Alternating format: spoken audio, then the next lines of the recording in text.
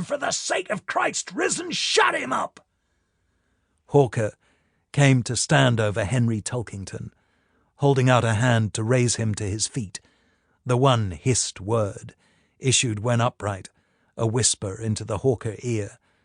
The men surrendering their weapons had not been the primary target of this ambuscade. Indeed, they'd not been expected. The real objective, who had, was plainly not present. "No sign of Brazier, Your Honour," Hawker said quietly. "He and his tars was bringing up the rear, so got the chance to run when the shooting started. I'd set one of my men to cover them, the best with a musket.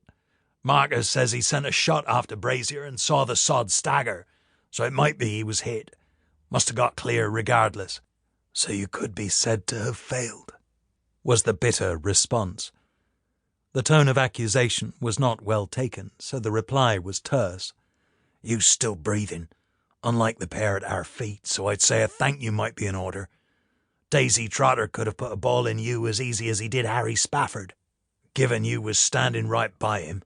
He was also in the firing line when Trotter got his reward, which is why I hold you down."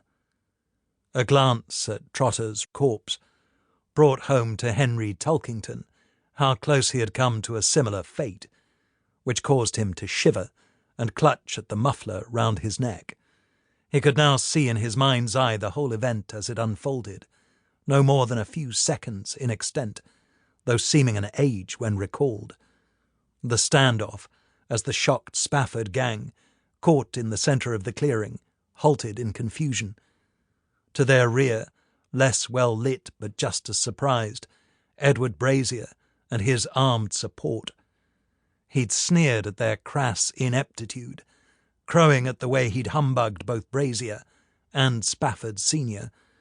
The latter had come to rescue his boy from what he saw as the grip of Tulkington's clutches, unaware that Harry was more than happy with such an estate.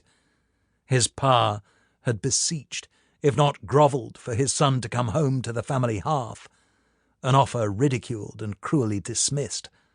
So busy had Dan been with his begging, he'd not felt the pistol being lifted off his belt, nor had anyone else seen it happen. Only a few paces separated Daisy Trotter from the contemptuous Harry, and they were quickly covered. The bitter words spat out were now printed on Tulkington's memory. "An end to this, you ungrateful little shit!" Right before him was the pointed pistol, as well as the determined eyes of the man holding it, quickly followed by the flash and bang of the discharge, replicated by many more, weapons mostly loosed with little in the way of aim. Trotter was the main, but not sole, target, and Hawker had spoken aright. Had he not dragged his employer down, one or more of those balls could have stuck him, which made a retraction necessary. "The shock made me speak too harshly, John." Hawker waited for a more fulsome apology, but this was, as it had ever been, in vain. Tulkington's main interest was still paramount. "Where did Brazier go?" "Didn't see, but if he had any wits, he'll have scarpered back to deal." "We need to find him." "Mr. Tulkington," was delivered with an impatient sigh. "We need to sort out what's afore us first. Dan Spafford has a belly wound that could be mortal, so we either put him out of his misery or call in a sawbones, one who can keep his mouth shut. There could be two more who'll need seeing to before we decide what to do with those unharmed, as well as two dead bodies." Tulkington ran an eye over the corpses once more, to give himself time to think. There was no gainsaying Harry Spafford was deserving of the description by which Trotter had labelled him.